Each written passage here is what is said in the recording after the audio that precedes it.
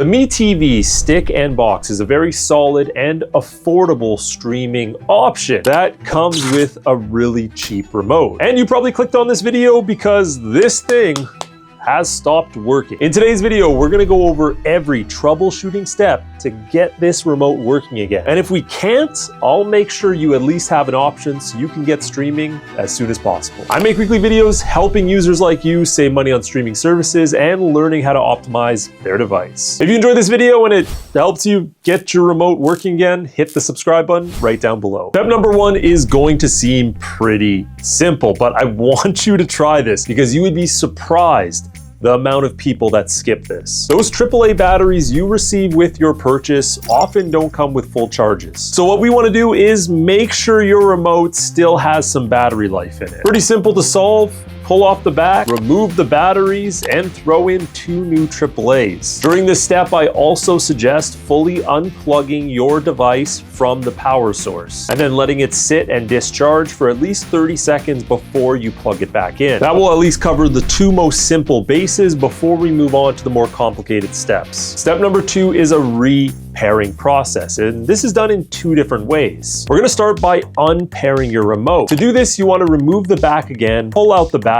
and hold down the power button at the top of your remote for 30 seconds. After that 30 seconds is up, put your batteries back in and let go of the power button. From here, we wanna try repairing our remote. To do this, we have to hold down a 2-button combo: the home button and the patch wall button, which is that button with like 4 kind of squares on it right across from the home button. When you hold down those buttons for 5 to 10 seconds, you will see a pop-up screen telling you your remote is repairing. Continue to hold those down until that screen goes away. Just like that, your remote should be repaired. If that still didn't work, there is more we can do. Step number 3 involves us manually unpairing our remote from settings. And you're probably going to say, well, how do I do that? My remote's not working. Well, there's actually a Mi Remote app directly in iOS and the Android App Store. Although I don't think this is an official app, I'm gonna show you on screen which one I'm using. Now, a quick disclaimer, your Mi box does have to be connected to the same Wi-Fi as your phone. So hopefully your Mi box was already connected to your Wi-Fi when your remote stopped working, and if it was, then this is going to work perfectly fine. Open up the app and click on which remote you wanna use. From there, a code should pop up on your TV screen. Go ahead and enter that on your phone. Now that you have your phone connected, you can easily control your device just by using the arrow and OK buttons. This app by no means is a great permanent solution. It has ads built into it, and you actually have to scroll up and down the remote, which is super annoying. Now from here, head over to settings and scroll down till you find remotes and accessories. Now from here, you should be able to easily click on your Mi remote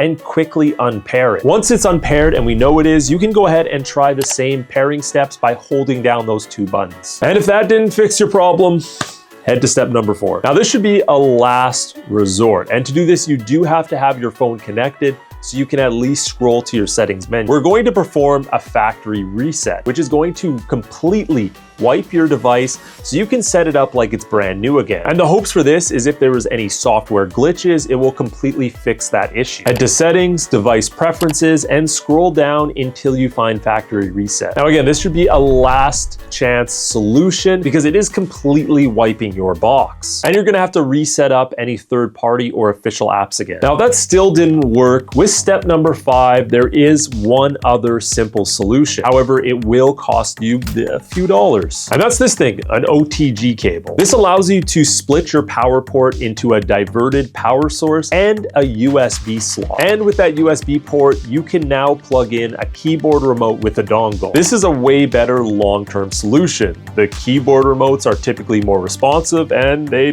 have a built-in keyboard, which is awesome. You can quickly type and search for different shows and movies and apps. Plus this remote is junk, and every time I drop it, the back falls off and the batteries come out. So yeah, definitely a better solution. But then of course, if you really want a new one of these, you can purchase that as well. I put the links to the OTG cable, my favorite keyboard remotes, and yes, the replacement Mi remote if you choose, down below in the description. Thank you for checking out today's video. Hopefully one of those 5 options helped you get your remote working again so you could start streaming as soon as possible.